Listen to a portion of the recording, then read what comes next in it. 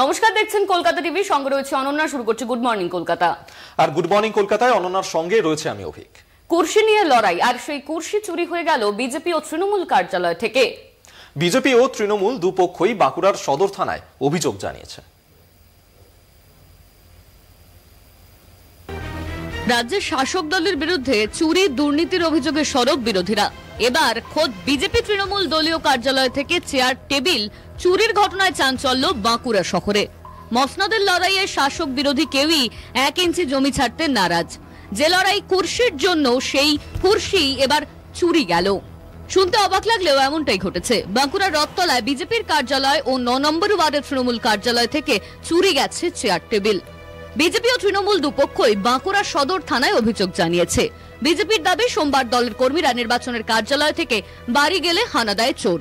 বেশ কিছু chair table এবং দলীয় পতাকা চুরি করে নিয়ে যায়। স্থানীয় একটি দোকানের সিসি ক্যামেরায় সেই ছবিও ধরা পড়েছে। সেই সময় হঠাৎ একজন সিভিক ভলেন্টিয়ার আমার এখানে আসে, বলে একবার চাবি খাইটি অফিসে দাও, কতগুলো ফ্ল্যাক্স আছে আমরা এখানে অফিসটাতে রাখবো। দিয়ে খাইটি নিয়ে যে সেই ফ্ল্যাক্স তো রাখেনি, সব চেয়ার টেবিল নিয়ে পালিয়ে গেছে। চেয়ার, গোটা 6 চেয়ার, 5টা টেবিল, আমার মেয়ের মোবাইলটা এগুলো নিয়ে চলে গেছে। আজকে জানতে পারি আমরা যে আমাদের পার্টি থেকে কিছু চেয়ার চুরি হয়ে গেছে, টেবিল চুরি হয়ে গেছে। তো কে বা কারা করলো এখনো পর্যন্ত বুঝতে পারিনি। তো কিছু কিছু জায়গায় আমরা সিসিটিভি সংগ্রহ করেছি, ফুটেজ থানায় জমাও করেছি, দেখা যাক কি হয়। অভিযোগের ভিত্তিতে প্রশাসনের দিকে তাকিয়ে শাসক বিরোধী উভয় শিবির। বাঁকুড়া থেকে স্বরূপ গঙ্গোপাধ্যায়, কলকাতা টিভি।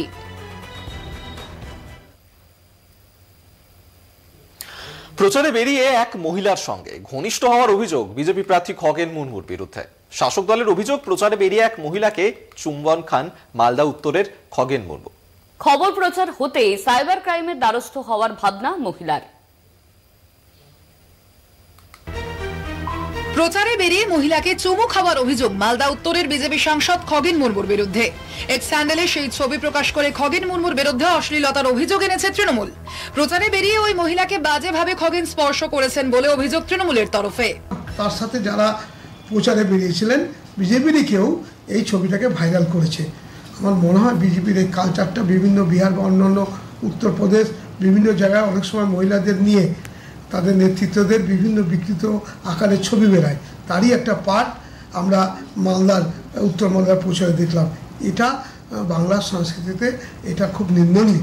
আসলে হচ্ছে সবার বাড়িতে মা বোন আছে, সবাই হচ্ছে বাচ্চা যদি কারো, সবাই বাচ্চাদেরকে সবাই তাতে হচ্ছে যে আদরই করে।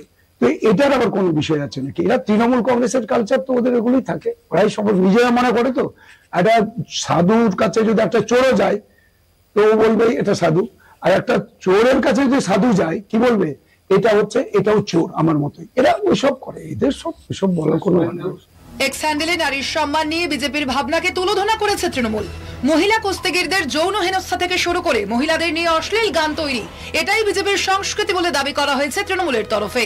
বিজেপি হচ্ছে নারী বিদ্বেষী একটা রাজনৈতিক দল। আপনারা জানেন ভারতবর্ষের প্রধানমন্ত্রী স্বাধীনতা দিবসের দিন বিলকিস বানোর দর্শকদের রেহাই করেন। আপনারা জানেন মহিলা কুস্তিগীরদের যিনি যৌন নির্যাতন করেন সেই ব্রিজভূষণ তার দলের সাংসদ। আপনারা জানেন তাদের দলের আইটি সেল যিনি চালান তিনি বেনারস হিন্দু ইউনিভার্সিটির দর্শকদের নিয়ে আইটি সেল চালান। আপনারা জানেন বিজেপি শাসিত রাজ্যগুলোতে নারী নির্যাতন, যৌন নির্যাতন, নারী পাচারের ঘটনা কিভাবে বেড়ে যাচ্ছে, কিভাবে ভারতবর্ষের একমাত্র মহিলা মুখ্যমন্ত্রী মমতা বন্দ্যোপাধ্যায়ের বিরুদ্ধে কুরুচিকর মন্তব্য করছে। সুতরাং সার্বিকভাবে বিজেপি একটা নারী বিদ্বেষী রাজনৈতিক দল, এটা নতুন করে প্রমাণ করার প্রয়োজন নেই। অন্যদিকে খগেন মুর্মুর পাশেই রয়েছে তার দল। তৃণমূল তো শুধু ভালোবাসা জানে না, তৃণমূল শুধু হিংসা জানে। একটি বাচ্চা মেয়েকে স্বাভাবিকভাবেই যে ভালোবাসার জন্য যে হৃদয় দরকার, সেই হৃদয় তৃণমূলের পাষাণ হয়ে গেছে। তো পাষাণ হৃদয়ে সবকিছুই নোংরা চোখে দেখবে, কারণ তৃণমূলের স্বভাবই তো নোংরা। যার জন্য আজ পর্যন্ত সারা পশ্চিমবাংলায় যতগুলো মহিলা নির্যাতনের ঘটনা ঘটেছে, একটা ঘটনাও তৃণমূল ছাড়া কেউ নেই না। অতএব তারা তাদের সেই নোংরা দৃষ্টিতেই সর্বত্র দেখে বলেই এই জাতীয় প্রপাগান্ডা করছে, যেটা ইলেকশনের মধ্যে মানানসই নয়। প্রকাশ্যে চুমু খাওয়া নিয়ে সাংসদের বিরুদ্ধে অভিযোগ নেই ওই মহিলার, বরং সংবাদ মাধ্যমে তাদের খবর সম্প্রচার হওয়ায় সাইবার ক্রাইমে যাওয়ার সিদ্ধান্ত ওই মহিলার। আদর করে মা বলে গালে একটা চুমুক খায়, তাতে কি প্রবলেম আছে? আর যারা এইসব করছে তাদের এত নোংরা মানসিকতা কেন? তাদের বাড়িতেও তো তাদের মেয়েরা অবশ্যই আছে, তারা এমনটা কেন করবে? আমার এক পাশে মা আর এক পাশে আমার বাবা দাঁড়িয়েছিল, তারা তো ছিল আমার পাশে, তারাও তো সবাই দেখেছে। তারা এমন স্ক্রিনশট করে ভাইরাল করার কি হয়েছে? সে তো খারাপ কিছু নেই। 2019-এর বিজেপির টিকিটে মালদা উত্তর থেকে জয়ী হয়েছিলেন খগেন মুর্মু। এবারও সেই আসন থেকেই তাকে প্রার্থী করেছে বিজেপি। তাদের বিরুদ্ধে তৃণমূলের হয়ে লড়ছেন প্রাক্তন আইপিএস প্রসূন বন্দ্যোপাধ্যায়। কলকাতা টিভি।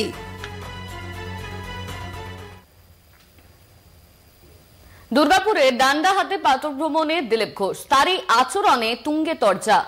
একই সঙ্গে ফের বেফাঁস মন্তব্য দিলীপের। মেশোর পর এবার কমিশনকে কাকু কটাক্ষ।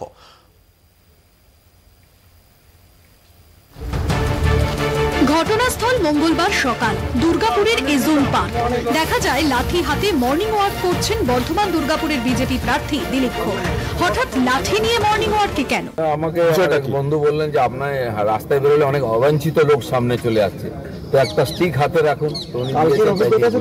এটা কি কালকের অভিজ্ঞতা? অনেক জায়গায় হয়েছে, কিন্তু আমি খালি হাতেই ঘুরি, তো ওনার ইচ্ছা যে আমি স্টিকটা যেন নিয়ে ঘুরি, তো এটা দেখি ওখানে একটা কাজ হয়। এটা তো শাসক দল বলবে যে আইন নিজের হাতে তুলে নিয়েছে দিলীপ ঘোষ।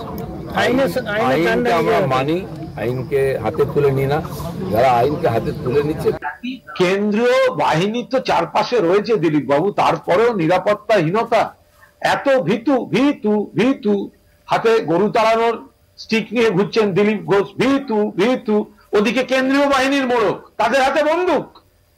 কেন্দ্রীয় বাহিনীর মোড়ক, তাদের হাতে বন্দুক আর হাতে একটা ছড়ি, ভীতু ভীতু। তৃণমূল প্রার্থী কীর্তি আজাদের বিপরীতে জোট টক্কর লড়াই দিতে ব্যাট হাতে নিয়েছেন দিলীপ। একই সঙ্গে চলছে কথার ফুলঝুরি। ভোটের প্রচারে বেরিয়ে প্রায় প্রতিদিনই বেলাগাম মন্তব্যের জেরে শিরোনামে দিলীপ ঘোষ। মেশোর পর এবার দিলীপের মুখে কমিশন কাকু। তৃণমূলের রাজভবন দরবার নিয়ে কটাক্ষ।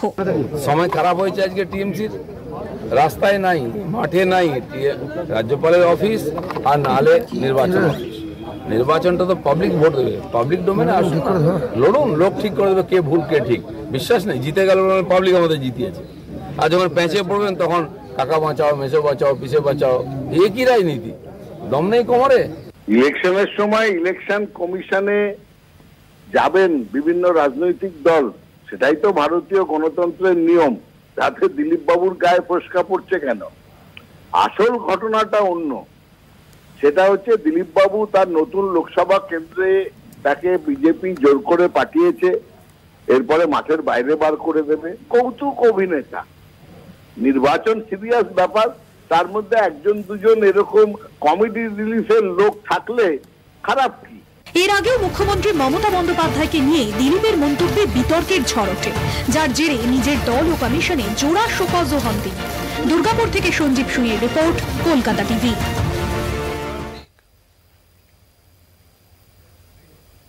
এখন সময় একটা বিরতির। ফিরছি বিরতির পর, সঙ্গে থাকুন। ফিরে এলাম বিরতির পর।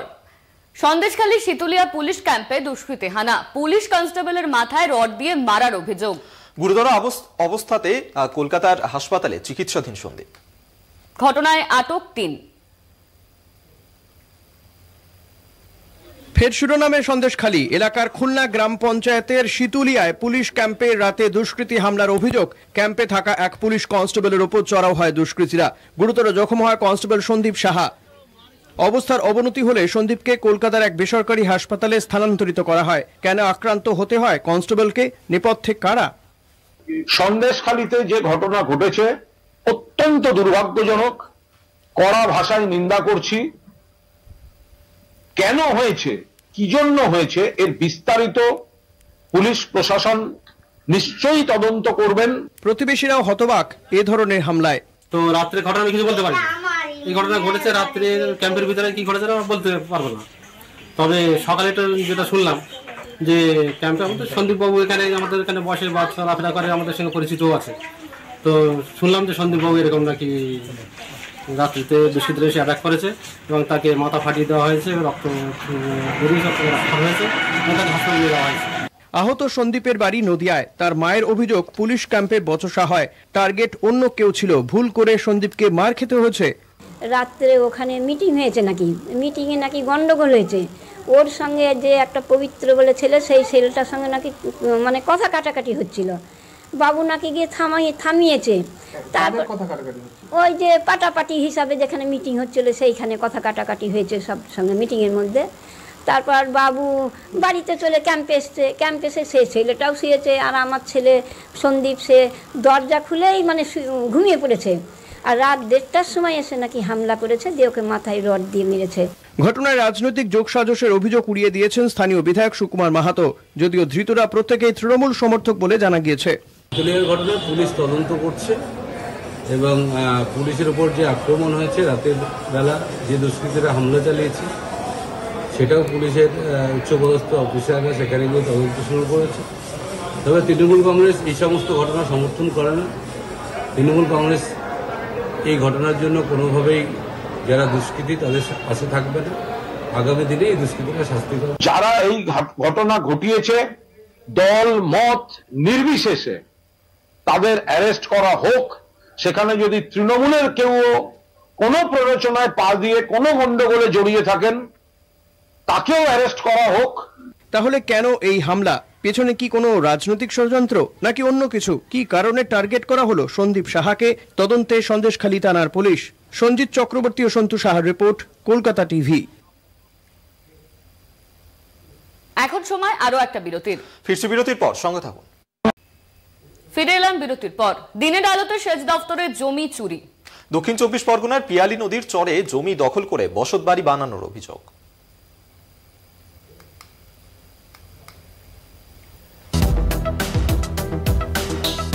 একটু একটু করে জমি দখল হচ্ছে, জমি দখল করে বানানো হচ্ছে বাড়ি। একাধিক ব্যক্তি পিয়ালি নদীর দুই ধারের চরের গাছ কেটে সেখানে তৈরি করছেন বসত বাড়ি। কুলতলি বিধানসভার কুন্দখালী গোদাবর গ্রাম পঞ্চায়েত এলাকার কেল্লা অম্বিকানগরের ঘটনা। দিনের আলোতে সেচ দপ্তরের জমি চুরির অভিযোগ। প্রশাসনের নজরদারি নেই বলে অভিযোগ।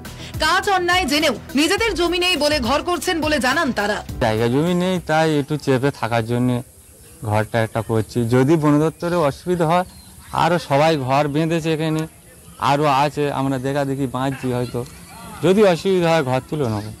আমরা গরিব মানুষ, আমাদের জায়গা জমি কিচ্ছু নেই, আমাদের বাল বাচ্চা নিয়ে থাকবো বলে ঘর বাঁধছি। তোমরা যখন তুলে দেবে আমরা তখন উঠে যাবো। অন্যায় হলে সরকার যখন নিয়ে নেবে তখন দিয়ে দেবো। যদিও সেচ দপ্তরের সাফাই, তাদের নিষেধ সত্ত্বেও কেউ কর্ণপাত করেন না। থানায় জানিয়েও কোনো লাভ হয়নি। নোটিশ দেওয়া আছে, আমাদের অফিসারকে সবাইকে থানাকে জানিয়েছে। এবারে আমরা অফিসার জানে আর থানায় জানে। ছেলেরা যোগ্য করেছে, আমাদের থানাকে জানানো আছে। থানা কোনো ব্যবস্থা নেয়নি না। কুলতলি পঞ্চায়েত সমিতির বন ও ভূমির কর্মাধ্যক্ষ শাহাদাত শেখ জানান, সেচ দপ্তরের পক্ষ থেকে থানায় জানানো হয়েছে, প্রশাসন যথাযথ ব্যবস্থা নিয়েছে। সেটাকে ইরিগেশন এবং ফরেস্ট যৌথ উদ্যোগ নিয়ে তাদেরকে বারণও করেছে। আমার কাছে ফরেস্ট থেকে ফোনও করেছিল, সেটা আমি আইসিকে বলেছি প্রশাসনিক ব্যবস্থা নেওয়ার জন্য। আইসি দ্রুততার ব্যবস্থা নেওয়ার কথা বলেছেন।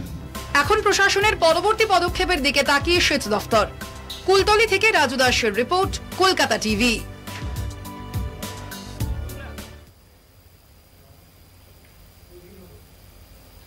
গুড মর্নিং কলকাতা আজ এই পর্যন্তই।